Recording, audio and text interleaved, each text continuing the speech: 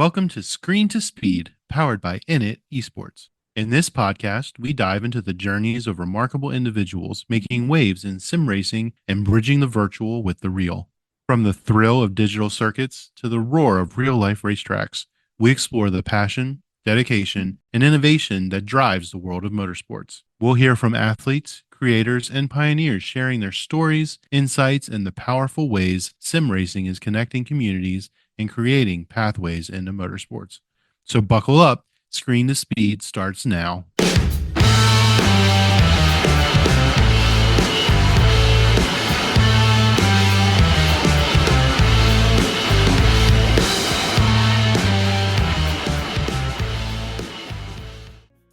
Welcome everyone to INIT Talks. Happy to see everybody. Welcome in.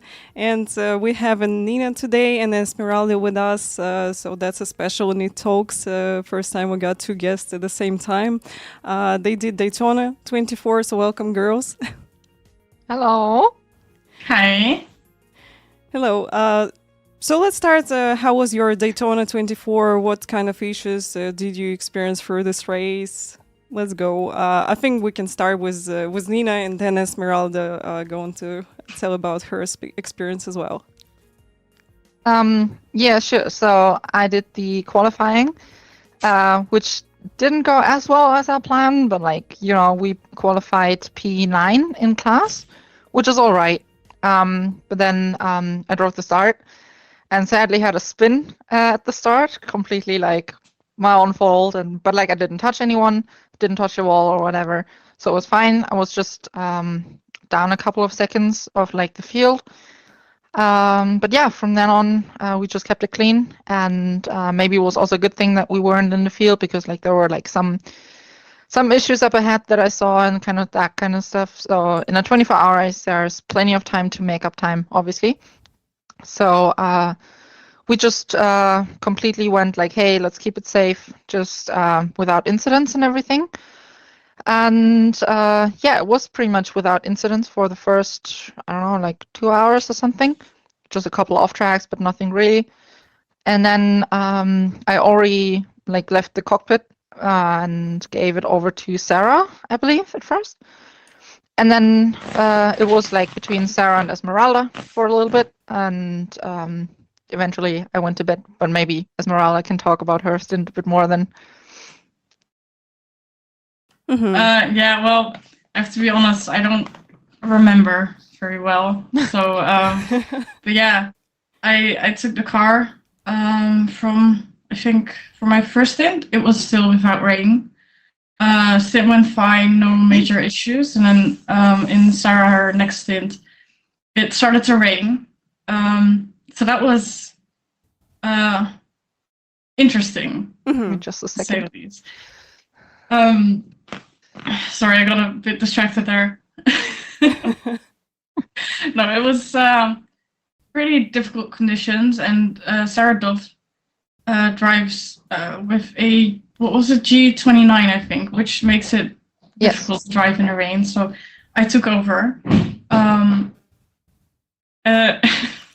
Is it your cat again? Sorry. It's fine.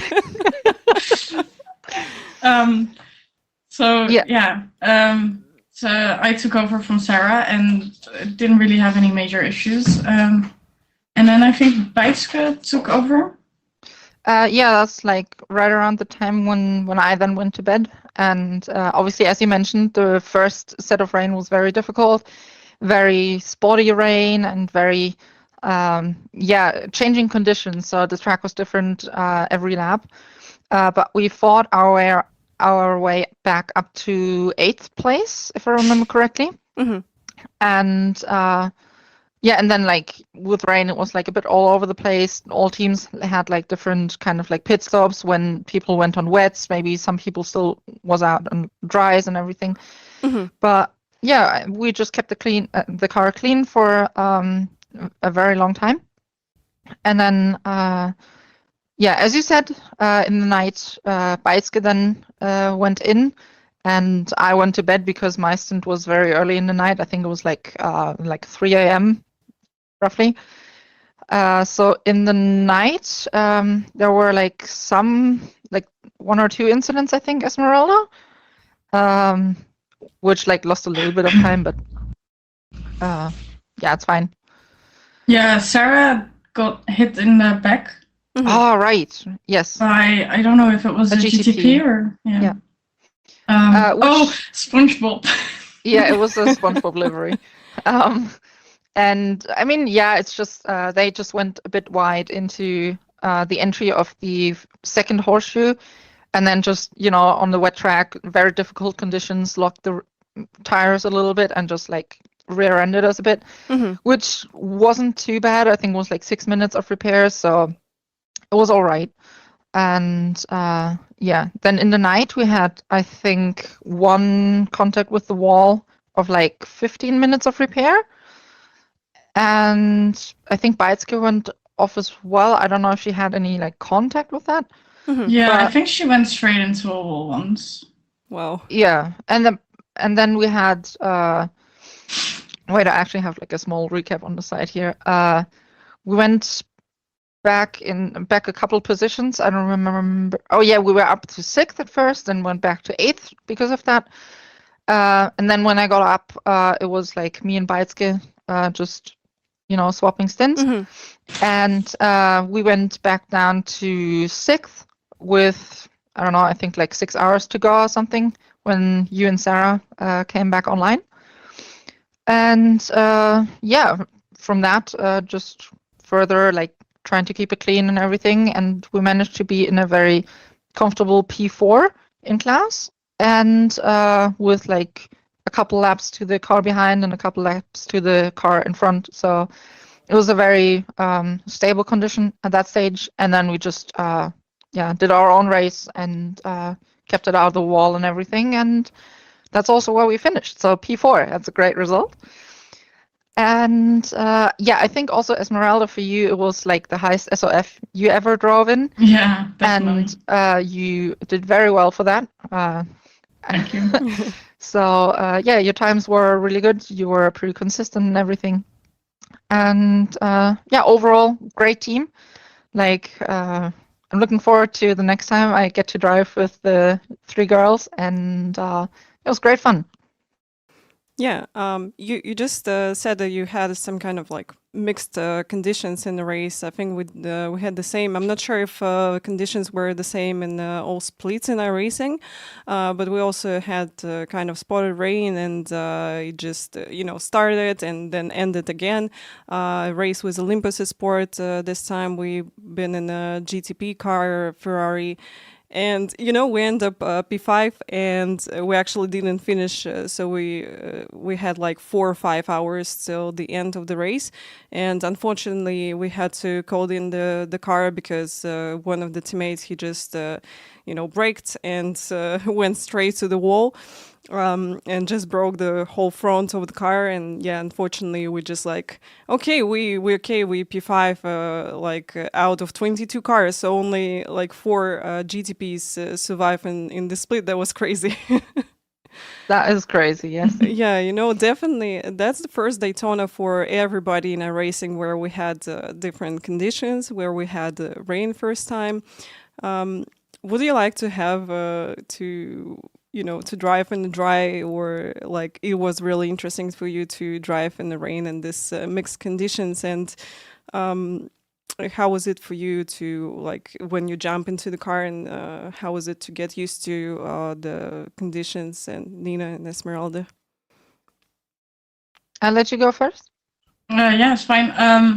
So when I jumped in for Sarah, I hadn't driven in the rain in that race yet, so I jumped in right in the rain. But it actually went quite well. I was really comfortable with the car. So I think I was really happy with how it went, because, you know, there's nothing in that first stint that could have gone better than it did. Unfortunately, in my second stint, so as we already talked about, that we had some damage, I was on cold tires out in the rain, just got in the car. And yeah, I completely misjudged the bus stop, which ended us in the wall, which was a shame, really. But after that, we picked up the pace again, and yeah, it was like it was challenging, but I was also very comfortable, which was great for the circumstances. Yeah, and then when I got back in, also because like I drove the very first stint, and it was obviously dry at that stage, and then I was just like around and like spotting and that kind of stuff, but I didn't drive in the wet in the race until after I slept. And so yeah, I went out onto a track that had pretty stable but like medium rain. And then for my second night stint, it was starting to like the rain had stopped just when I got back in the car. And then quite quickly there was like the dry line really forming up, and I went out like already on slicks again, which was fine on the line. But if you ever needed to like step off the line, then it was still very slippery. But yeah, we managed to just keep it on track, keep it pointed straight, and it was very fun. So I really really enjoyed driving these like changing conditions, where you kind of have to like judge every lap a little bit, like how much grip you have, and just not overdoing it, but still trying to be as fast as you can. And yeah, that was fun. It was also very rewarding because it was a drying track, so the conditions were getting better and better, and then it was just so rewarding to have like new fastest laps like every couple of laps. Hmm. And it felt very rewarding driving in those conditions. That's great. Also, got question to Esmeralda. Was it your first time in LMP2 car, or you drove this car before this race? No, I've driven it before. Yeah, Mm-hmm. got plenty of experience in the LMP2. That's great. I found it by myself that LMP2 is a lot easier to drive in rain conditions. Like, it's really fun. If we're talking about GTP, it's really hard sometimes because you just down with speed because you can gain boost. You're not braking that hard with this car. Unfortunately, I didn't try Daytona in rain conditions because my stint should be like in the morning the next day, and the teammate who drove before me crashed the car. So unfortunately, I didn't get into the car in wet conditions. So how is it for you to manage the traffic? Because traffic at Daytona was crazy sometimes, especially on the start of the race when everybody close and GTP is reaching you and you're reaching at the same time actually the GT3s. How did you manage to go through this? Well, Nina, you should start because you started the race. Yeah. Okay. Yeah, exactly. So since I was down by like 5 seconds to like the back of the LMP2 field quite consistently, I didn't really lose much time to them at the start, but like obviously because of my spin, I was back a bit. And then I was in this condition, or like in this position where I just caught up to the GT3 field for lapping them the first time. And right at the same time, the GTP field arrived to lap me. So I had, obviously because it's like the first few laps of the race, the GT3 field was still very tight together. And I had to really try to navigate them and get through them. But I also had to yield to the GTPs coming from behind all the time. So in a couple of situations, it was really tight and really difficult to find your place. And just to also predict where the other classes go, and just make it very obvious with your car positioning and your kind of like language that you convey with how you position your car, where you want to go, to signal like the slower class that you want to overtake, but also simultaneously to the GTP that you see them, that you leave them the space. And it was tricky, and I did lose a bit of time in all of that traffic then. But at the end it was fine, because especially for like the first half of the race, it was just very much like, okay, just stay out of incidents, keep the car clean. The race is still going on for so many hours that like a bit of time here or there doesn't matter. It's just important to keep it out of the wall and everything. Yeah, that's true. I think the main thing in like endurance races overall, in that long races like Daytona 24, just to keep car on the track. And if you like, better to lose a bit more time on the track with the traffic than end up with crashing GT3 or something like this. So yeah, I think I agree with you with this. And Esmeralda, how was it for you? How did you manage the traffic from your side? So as Nina mentioned before, it was my first race in like this SOF.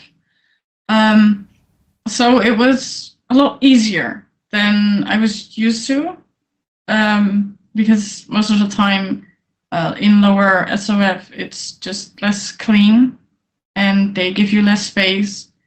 And also in like I gave lots of space just to not come in contact with anyone, but I gave way too much than that was actually necessary. So it takes a lot getting used to, because the driving is way more clean than I am actually used to. And yeah, I still have loads to learn. So I'm taking every experience into the next race and get better and better. It's awesome. Yeah, maybe a bit for context, like our SOF in the race of the LMP2s was, I think, 3.2K or something.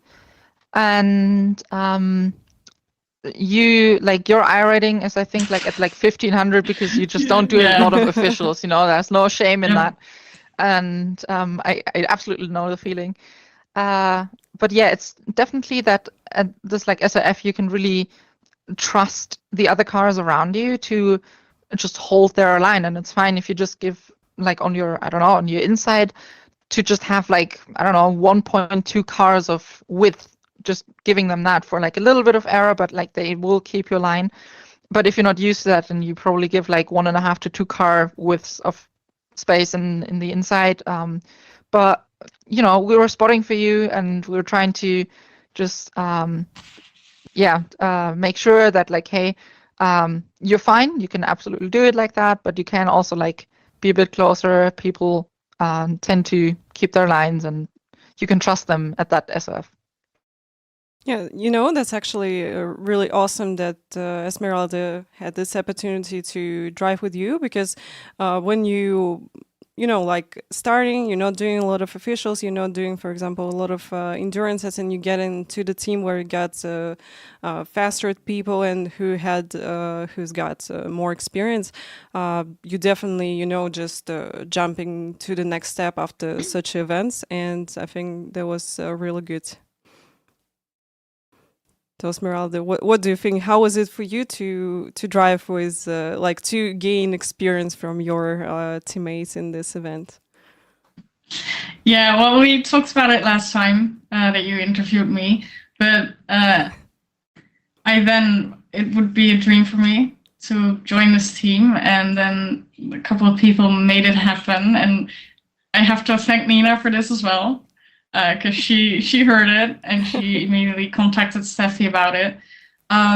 So yeah, for me it was really a dream come true, and they can learn me so much.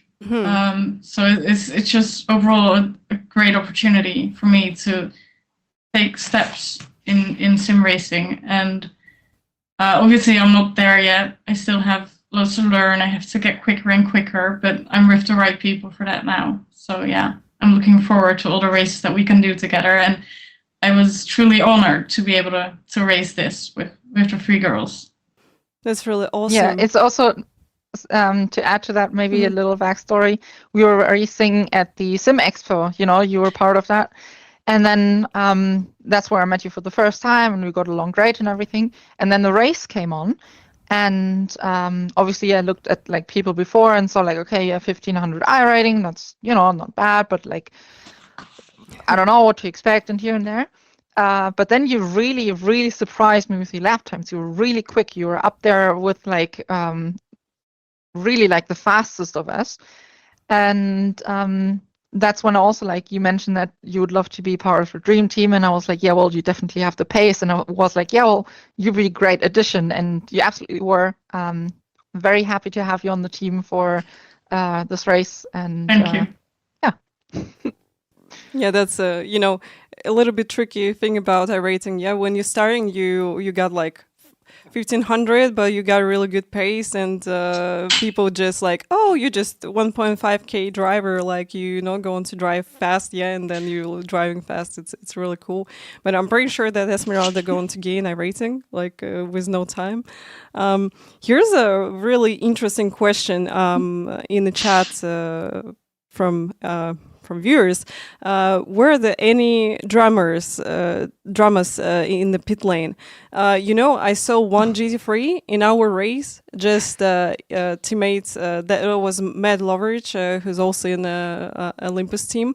And when he was out, I was watching his stream, and his teammates they were going, and here's the last lap, almost next to the pit lane, the guy who's driving, and teammates like shout, go to pit lane, because you almost miss it, and they get the speeding in pits, but he got into pit lane. That was really crazy. So did you have any experience like this with a pit lane, maybe especially in the wet conditions? Maybe, I don't know, some people missed their pit stall, or maybe you had some funny moments as well. Yeah, I mean, by our smiling, you probably can guess that, yes, we did have something. So when the first rain hit, we stayed out on dries for quite a bit. And but then it started raining like more.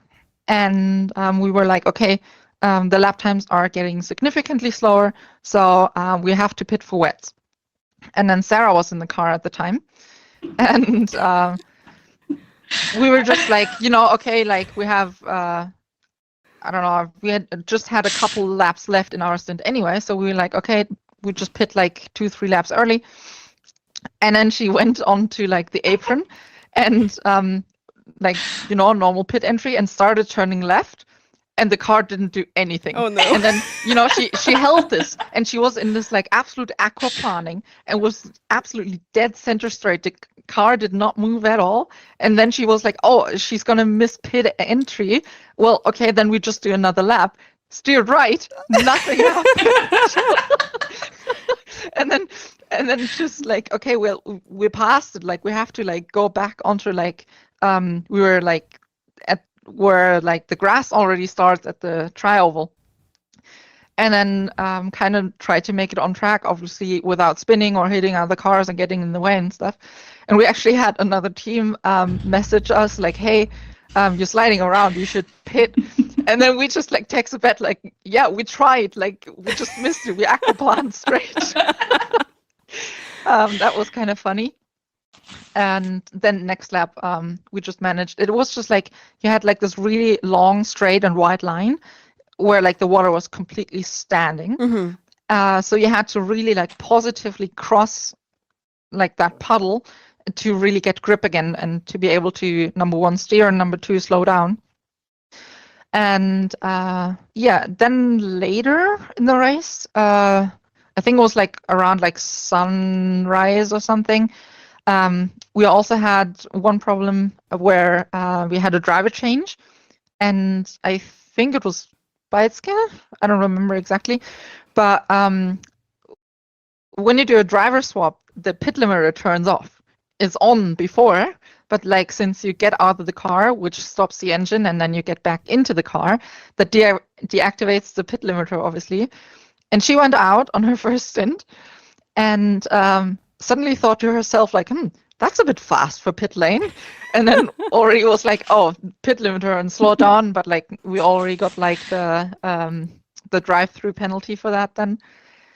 Yeah, it happens. It didn't lose us any positions or something. That was during the time when we were already in P4 and just had like a comfortable gap to the cars in front and behind. So it was fine. It didn't matter in the end, but it was kind of funny that we were just driving and then suddenly, oh, that's a bit fast. And I think that was it for pit lane, because since we had our aquaplaning at the start, we knew that, okay, pit entry is difficult, and just take it easy, make sure that you don't spin and that you slow down enough and that kind of stuff. Well, I mean, when Weiske tried to clear the penalty, I think from cutting the track, because she slid onto the grass, she drove one lap more and then tried to go for pit lane and also failed to get into the pit lane. Oh, that was when I was sleeping.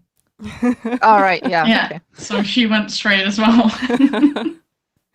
Yeah, I saw even like in the top split, even people did that. So it was certainly we weren't the only team who struggled with pit entry. No, and now I think of it, I like you have on pit exit, you have the little turn. Oh yeah. So I braked for that little turn, locked both front wheels, and just slid out of the pit lane onto the track. So that got me a drive-through as well. Yeah. Yeah, but that's it for pit lane incidents.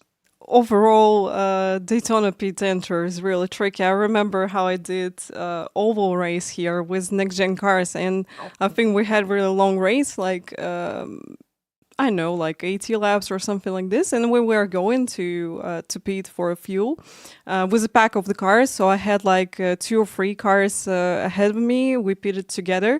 And one guy, he, in the last moment from outside line, he thought like, okay, I'm going to pit with you guys. And, he just not in time. He just crossing my line. I looked up my front wheels and I just bowling other cars in front of me. And we all go into the grass, and then speeding in the pit. So yeah, even in in dry conditions, Daytona is not really easy to pit. And as people saying in chat, also Verstappen did it twice. I think I saw that he missed the pit lane on Daytona 24 this time. So if anything, we're just as good as F1 drivers. Yes, that's true. Stepping back a little bit from the main event, how was preparing for you? So what did you do? How you managed to create the setup which is comfortable for everybody in the team? That's a question to both of you. Yeah, so at first we just, obviously had like some meetings before. We're like, okay, what is like the rough plan? When is everyone available and here and there? And because like we had the weather forecast as well. And then it was really nice because pretty much everyone was available whenever. It was the easiest planning I've done ever for an endurance race. And and then we just started doing some laps. We looked at like we all have like the same conditions, kind of roughly. And then had I think 4 different setup shops, like setups from different setup shops, and we're just trying all of them out. See, okay. Which one do we like best? Which one is fast? And then we found one that everyone was like already pretty comfortable with, and then just changed like some slight things on it. We didn't change it a lot, but what did we change? We changed like the diff a little bit, just for it being more stable and secure, and then also like I think the third spring and the heave spring, just for control in the bus stop, basically, because again, we didn't want to go for like absolute speed. We wanted to go for consistency and definitely controllability. And yeah, once we had that, then we just drove in different conditions, made sure that the setup also works in the wet, for example, which is obviously very important. And had a couple very nice training sessions together. It was nice. And tried to get everyone's input and find something that fits everyone. That's awesome. Maybe you can also add to that, Esmeralda, how it felt for you. I don't know how much like practice for endurance events you had before. Can't speak.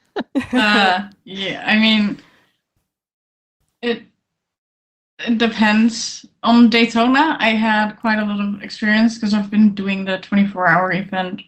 Or I think this is my 4th time doing it. So yeah, but obviously with the new tire update, the car is completely different.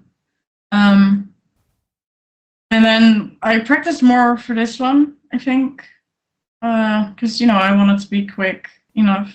And well, yeah, setup wise, I just left it to you guys because I'm not that great with setups. I'll be completely honest about that. I'm clueless.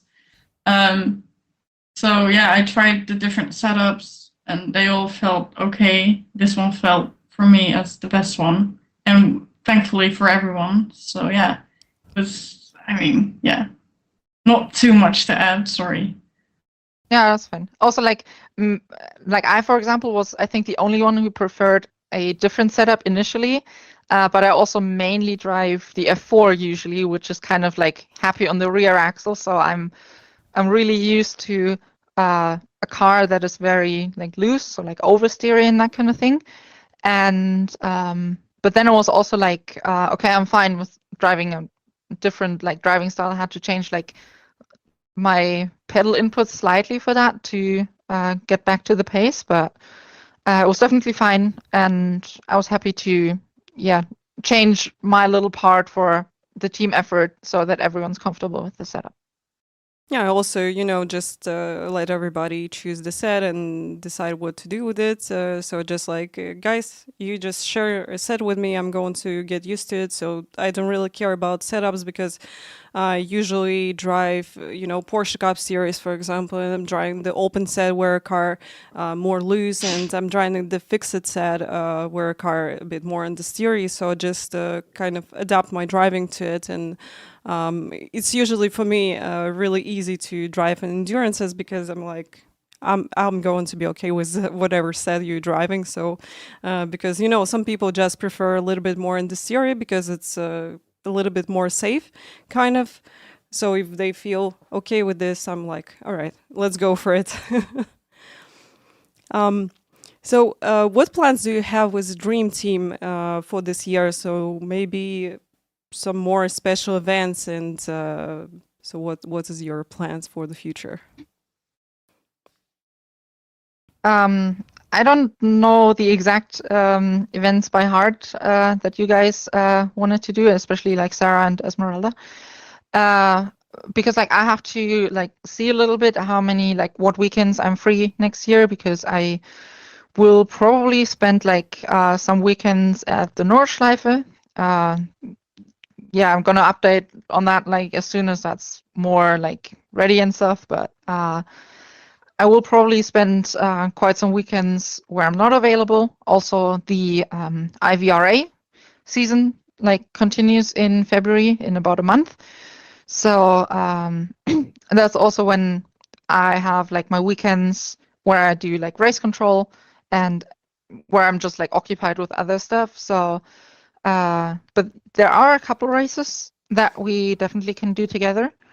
And for the others, especially if it's like a shorter one, like a 4 hour or 6 hour, we don't need like 4 drivers for that, so it's absolutely fine if Sarah and Esmeralda do it like maybe just the 2 of them, or maybe also Beitske can join them for like something. It just depends like when we have time. But Esmeralda, if you know exactly like what races you want to do. Well, I know that the 3 of us all filled in Sebring. Yeah. So that's the first one that we're gonna do. I don't think Bicycle will be there, but I'd have to confirm. So that's the first thing that we're gonna do as a team. That will be Sebring, the 12 hours of Sebring. Mm-hmm. And then I wouldn't know about the rest of the calendar. I'm trying I think to get Spa 24 is on there. Yeah, I'm trying to get everyone to drive Spa, but I'm the only one that wants to. Why don't you want to drive Spa, Nina? Well, it's more that I don't really enjoy GT3s that much. That's more the thing. It's just I don't know. The car in iRacing, I'm just not that well connected to the road in them. It's hard to describe a little bit, but for the limited time that I've spent in ACC, for example, it just felt more natural to me there how the GT3s drive. But yeah, it's definitely something that I can get used to. So I'll just have to see again if I'm free that weekend and that kind of stuff. And maybe it's also just a nice challenge to drive something that I'm not that comfortable with, and just see how it goes, and maybe see that as like a little bit more of a challenge to really like. I don't think I'm that great in that car, but let's still try to be fast. So. Yeah, that maybe can be a good challenge for you. Also, funny thing that you just said about ACC, and it's a completely opposite for me. So I can't drive GT3s in ACC. I'm really comfortable with them in racing. So yeah, it's really funny. So you said that you prefer more prototypes. Yeah, GT3 is a little bit different. I also, prefer more Porsche Cup over the GT3s. But for Spa 24, yeah, I'll be happy to drive this event because we got a new version of Spa also. It's going to be really fun to drive. Here, I think it will be great. Speaking about Sebring 12 hours, are you planning to use the LMP2 again, or maybe give it a try to GTP cars or something like this? Well, for me, I love the LMP2. It's my second favorite car on iRacing. The first one just being the F4, my baby. And I love the LMP2 as well, though. But yeah, GTP might be a thing. The reason why we didn't go for that this race was because you have a lot more setup options, and also like in-car settings, stuff that you have to be aware of and have to know how to use it, like the whole hybrid system, and then like the in-car ABR anti-roll bar changes that you can do and that kind of stuff. So it's definitely cool and interesting. It's just quite a bit more complex. So in my opinion, we just would need a bit more of preparation time, and that's basically what it comes down to, how much like preparing we have. I wouldn't mind driving GTPs. Again, as I said, like GT3, I'd rather not. And LMP2 is just something that I can quite easily jump into and be reasonably quick with rather quickly. Awesome. Esmeralda, what do you think about this? Would you like to drive GTPs? Well, we considered the idea, and I think Nina might have forgotten, but we talked about it for like 10 seconds, I think. And Sarah also agreed that we just do it in the LMP2 because the GTPs are at this time, it's just too much work. Mm-hmm. But I'm definitely interested in doing some events with a GTP, but also I have maybe 10 laps in a GTP. I own one, but like in iRacing, where you think that I in real life own one. But I've driven 10 laps maybe, so I mean, I first have to get a lot of practice in and then see if it's really as fun as it sounds. Yeah, I found it for myself. So that was my second Daytona 24 with GTP car. First one I did with a TRS Sports, and we did with BMW. There was only one GTP this time, and BMW was a little bit understeery for me. And we drove Ferrari this time. It was a really good balanced car, so I really like it. And in my opinion, it's not that complicated as LMP1, which we had before. And I think you should give it a try. If you're going to have more time for preparation, I think you can handle this car pretty well if you're driving LMP2 in a nice way. So they're really close with how you're driving them on the track. So yeah, I think worth to try. Yeah, definitely. Definitely. Well, one more thing I also just thought of in this conversation was I do enjoy being in the middle class in endurance races, or at least not the fastest or the slowest, because then you just have like cars to overtake of other classes, but you also get this like, hey, you have faster cars approaching, you have to see how to deal with faster traffic, and I just enjoy that you have like both sides of the action. Mm-hmm. Yeah, that's interesting. Because when you're in middle class, you just let go someone and you overtake in the GT3 class. If you're in GT3 class, you just let go everybody all the time. It can be a little bit annoying sometimes. In GTPs, you just driving and praying like I hope I'm not going to kill anyone like GT3 or LMP2. So yeah. So it's as a different. faster class, it's always like, I hope they see me. And then obviously, like, you know, you expect the slower classes to just keep their racing line, and then not to somehow like jump out of your way in the last second, because that's when you also change your lane to overtake them, and then two cars going for the same piece of tarmac is usually not a good combination. Yeah, you know, funny thing that a couple of times I almost crash GT3s because in the last moment, so you just predicting that they will go and follow their racing line, and in the last moment they're like, oh, I should let go of this GTP, and they like switching the line to opposite. I'm like, oh no. That was really, you know, really afraid to crash the GT3 because every time you like crashing them, they so angry because they like, oh, that's GTP again, that's prototypes.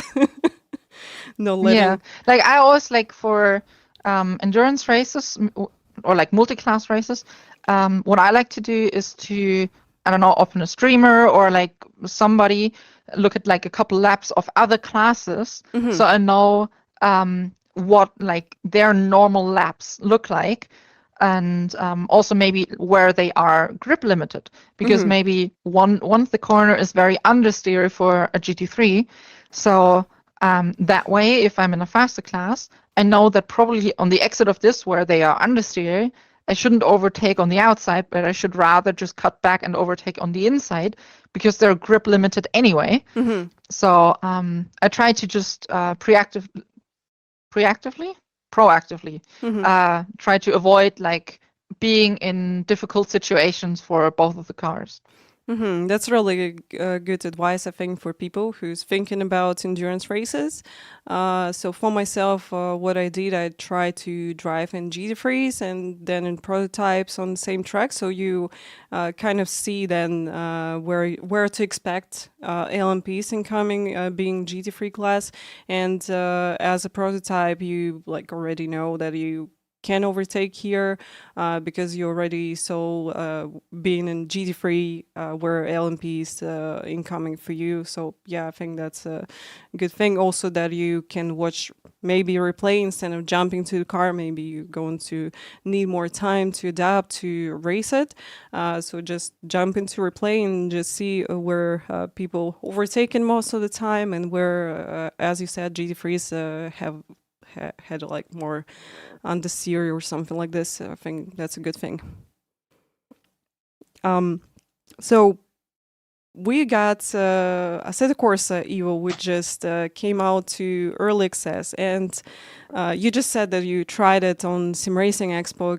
Can you give me some like emotions which you had, your feedback about it? Do you like it?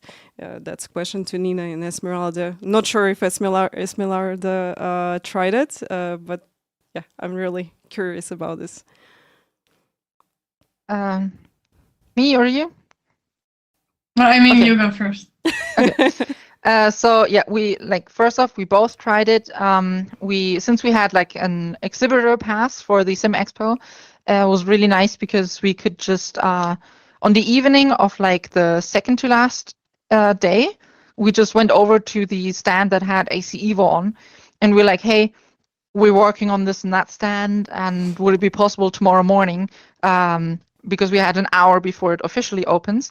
If maybe like tomorrow morning we can already try it before people come in, because obviously we were there for like to work, so we didn't really get much time to walk around all of the stands. And but yeah, it was nice because just before like it opened for everyone, we just could try it for a little and didn't have to wait in line forever. And yeah, so I don't know how much has changed since then, because since it came out, I had Daytona to do, and then also this week some other stuff. So I haven't played it on my own rig yet, but from what it felt like on the Sim Expo, it was really a nice, how do you say, it's not as much like a sim as iRacing, for example, but it's also way more advanced than just like an arcade or something. It's a really good blend, in my opinion, of a realistic feeling car, but also it's approachable for new people who want to get into this, but want something that's just more than like Forza or Gran Turismo. To be fair, I haven't driven Gran Turismo, but like from what it looks like, it seems a bit more on the arcade side. But yeah, it felt nice. It really felt like the feedback that I was getting from the car felt, as I said, not entirely real, but definitely predictable and kind of like what I would expect from a car. So yeah, I think when they bring out the full game and everything, it's probably going to be a really nice game to just spend some time on. Mm-hmm. So what about you, Esmeralda? Well, it's not too much to add, I think. So the last time I did Assetto Corsa, it's been a while, especially when I was at the expo, it had been a while. So it feels very different compared to iRacing. For me personally, I prefer the way iRacing handles GT3s. But I think it felt pretty good. It's just weird. Like the car slides so much, and I'm trying to make sense of the feedback I was getting, but I couldn't really make sense of it. But I think that's just because for me it's been so long since I did ACC, and I've completely gotten used to iRacing. So, like, I don't have an opinion on it yet. I don't know if I'm gonna get it because iRacing is my sole focus right now. But yeah, it's still in early access. There's still a lot that can change, and I've heard it was open world as well, which sounds awesome. But also, I think Nina is right that it's a blend between arcade and sim racing. Yeah, And, maybe. Yeah. Oh, sorry. No, go ahead. Maybe to add a little bit to it again, it's iRacing is usually quite good on like race tires. So from the from the little bit of like race cars that I've driven in real life as well, that's how I always compare my stuff to like when I drive iRacing, and that feels very natural, especially in like Formula cars or something. And Assetto Corsa and also AC Evo, I think what they do quite well is simulate like street tires on a circuit, where you just don't have this like absolute like peak performance of a tire or something, but you have a tire that just that's more like a street tire. You know, you have way more of like a gradual loss of friction and like grip. And race tires are usually you have way more grip, but once the grip is gone, it's also like you have way more or way less margin from grip to no grip, where a street tire is more like a bit more gradual from like peak grip to you're absolutely like understeering or something. What combo did you try, like car and track? Do you try like different, or there was only one combo for everybody? No, we tried, or like I tried some, I think it was a Porsche Cup or Porsche GT3 at Imola. And another one was like, I think it was like an Alpine was it Brands Hatch or something? I don't quite remember, but definitely like some Porsche at Imola. What about you? I wouldn't know. I can't remember. I don't even know the track, but I think it was.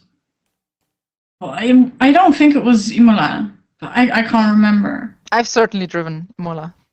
Like there were a couple different things to try. I don't know if you tried like the same stuff as I do, because on the Sim Expo it was like pre-configured. Like you had a choice of like 3 or 4 different combinations, and then it was like Porsche Cup at Imola, and the next one was like Alpine in the wet at this and that track, and then you have I don't know, BMW 1 Series at this and that or something. So I drove in the wet. I know that for sure. I don't know exactly like the combinations anymore, but like it was something like that. You just had to pick one of the combinations, and I tried 2 of those combinations. I don't know if you like switched over as well, but it's been a while since. So like, don't worry if you don't remember. Yeah, so I tried it on early access like a couple of days ago on my own rig with my direct drive T818. It felt really good. So you saying that it's like something between arcade and simulator, I would say that for now, for me, it feels like more like iRacing. So it's really close with how I'm braking. So I decided to go with Porsche Cup at Laguna Seca because I did it recently in iRacing, not a long time ago. And it felt really good in terms that we had some kind of base setup in AC Evo. It felt almost the same as in iRacing in terms of how I'm braking, what force I'm applying to the brake pedal, and overall how car feels on the track. It was great. Can't tell anything about street cars, so we tried a few cars like Ford Escort and I think Alfa Romeo Giulia. And I tried also BMW M2, which we got in our racing in rookie class right now, and it felt also really close to what we got in the racing. And it was really cool to see that on low settings and graphics and everything, it looks decent.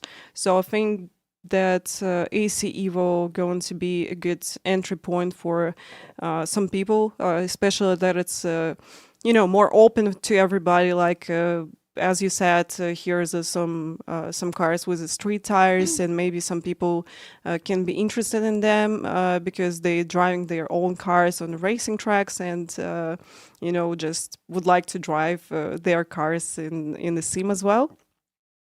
And so, yeah, I think that's going to be a great addition. And for now, I just feel like it's closer to iRacing than to ACC, which is I'm happy with. And yes, performance not the best in terms of FPS, but I'm pretty sure they're going to improve it after some time. And it should be a really interesting addition to our sim racing world. Yeah, it sounds like. Oh, sorry. It sounds like it changed quite a bit since that we tried it. So in that regard, obviously when was it? I think October. Yeah, it was like in October, and so like I think mid of October. And also, what I wanted to add, keep in mind that we at the Sim Expo we just tried it with some rig that was set up like somehow, and we didn't spend that much time on it. And also when I said it's like between sim and arcade, to be fair, I'm comparing it to iRacing, which I find usually quite realistic, and like Gran Turismo 7, which is also like pretty realistic, but like more on the arcade side. So it's definitely more on the iRacing side, and like it's definitely nowhere in the terms of like arcade, like Need for Speed. That's not what I meant when I said arcade, just to like clarify. It's definitely close to a simulator. And yeah, from what we drove, I bet they have improved a lot since then. So. Yeah, so maybe Assetto Corsa Evo will be Assetto Corsa, which I'm going to drive, and like with community, maybe if we're going to have some kind of events here, like maybe championships, I'll be happy to drive it because I really like it from the first try. Yes, it's completely different, as you said, to trying the new simulator on your own rig because you got your own settings. Like I'm aware that I have to turn off the all these effects like spring and all the stuff. They can be on events because just I don't know, guys just set up like the something base for everybody. So yeah, just highly recommend to everybody to try it on their own rigs. I think you're going to like it. And open world is really interesting, and not sure how it's going to be in the game, but I'm so excited to see it in the future. All right, and would like to ask about what is your own plans, Nina and Esmeralda? So outside of the dream team, what's your plans for 2025, like in iRacing or in other simulators as well? Yeah, for me, it's I definitely want to do some events with Olympus again, since I have like lately I really haven't driven a lot with the team, which I I want to spend time with them again because I'm also way more active again on the Discord, and I just miss driving with the guys. And yeah, it's always really fun. And so like probably the 24 hours of Nordschleife is something that I'm gonna do with them again. But I'll see how availability is and here and there. And so who knows? Maybe I'm also doing it with the Dream Team. It's certainly a race that I want to do. And yeah, apart from that, there are just a couple of different things on iRacing that I want to be part of, like some events from other organizations or companies that I want to just give a go and just see how well I compare against people who do that. And yeah, and also outside of like sim racing itself, as I said, I'm probably going to spend a couple of weekends in the next season at like a track in real life, and not necessarily as driving, but we'll see. We'll get to that one once that's there. And yeah. All right. What about you, Esmeralda? What's your plans in sim racing? Maybe in your real life as well. So what you're planning for 2025? In real life, like racing related, I'm not planning anything at all. Yeah, my focus right now is on sim racing. And then, yeah, I haven't figured out yet what exactly I'm gonna do, but we've got Bathurst coming up, which I'm not sure if I'm going to, but I might do it with my own team.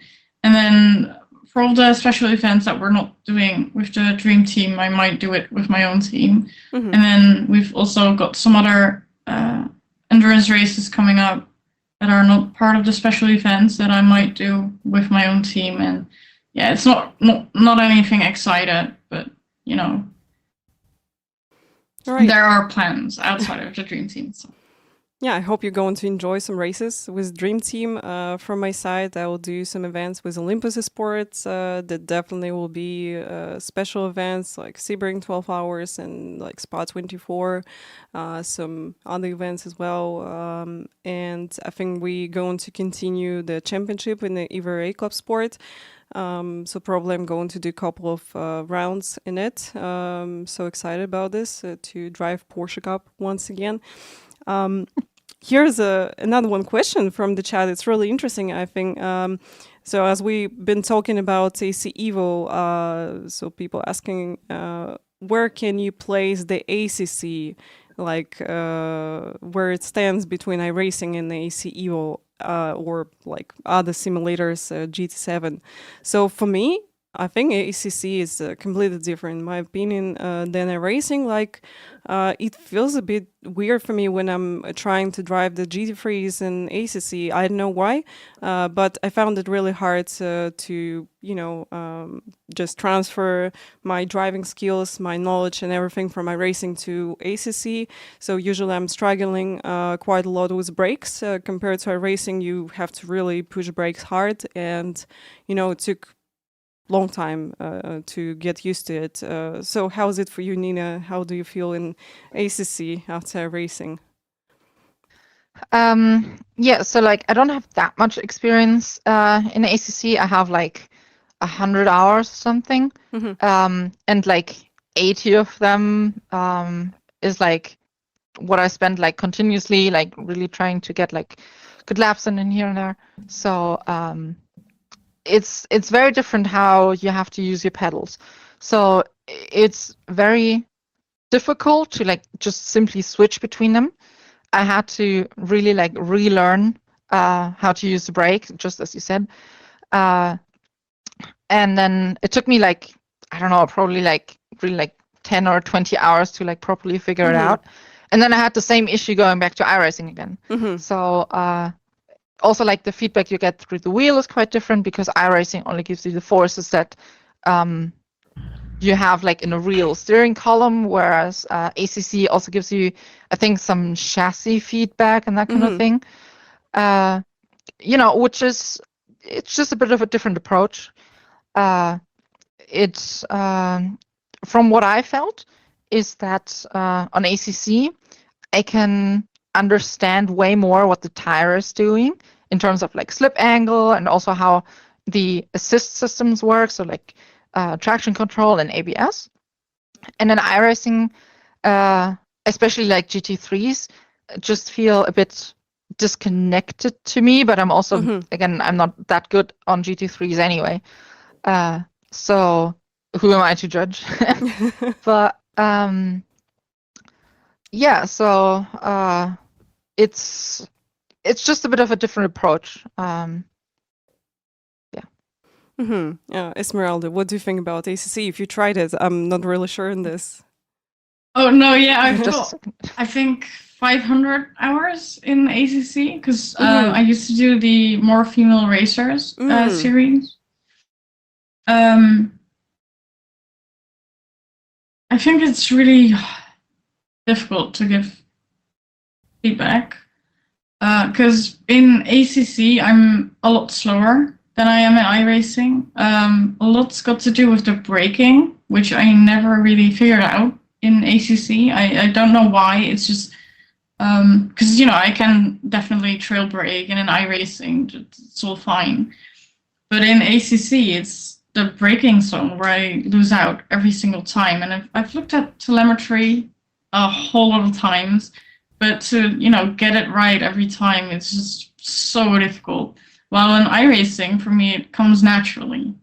And then there's the sliding. In ACC, I am sliding everywhere. The rear is just wiggling the whole lap. And, I'm trying to go onto the throttle as soon as I think I can, but it's just every time it's too soon and I go sliding again. So I can definitely drive in ACC and I'm maybe reasonably quick or just slow.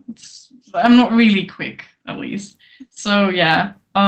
And where I put it between AC Evo and iRacing, it depends. If what you said is all correct, then ACC is definitely at the bottom of it all. But as I tried AC Evo, it kind of felt the same as ACC with the sliding and stuff. So yeah, with what you said with the changes, then I'd probably say Gran Turismo 7, and then ACC, and then AC Evo, and then iRacing. And then iRacing would be the most realistic.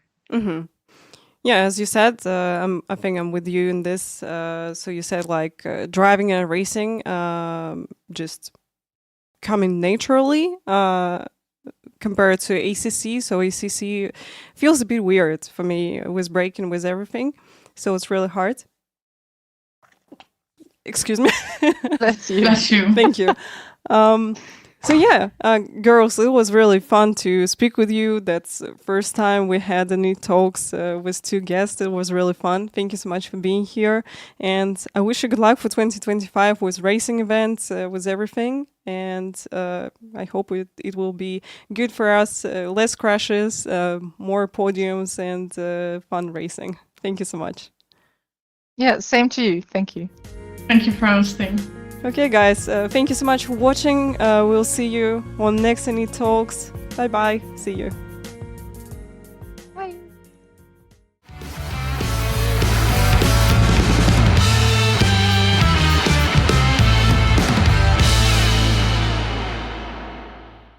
INIT Esports focuses on sim racing events and digital tournaments. They bring esports content to fans and sponsorship opportunities to brands while maximizing audience reach across multiple sports, industries, and platforms. INIT Esports is a woman-led company where diversity, equity, inclusion, and accessibility is in their DNA. And their platform aims to combat bullying and cheating to help make the esports world as safe and fair as possible. To learn more, be sure to log on to www.initesports.gg or follow them on social media at INIT Esports. Join their Discord, check out their YouTube channel, or follow their live content via Twitch. This episode has been brought to you by Grand Touring Motorsports as part of our Motoring Podcast Network. For more episodes like this, tune in each week for more exciting and educational content from organizations like the Exotic Car Marketplace, the Motoring Historian, Break Fix, and many others. If you'd like to support Grand Touring Motorsports and the Motoring Podcast Network, sign up for one of our many sponsorship tiers at www.patreon.com/GT Motorsports. Please note that the content, opinions, and materials presented and expressed in this episode are those of its creator, and this episode has been published with their consent. If you have any inquiries about this program, please contact the creators of this episode via email or social media as mentioned in the episode.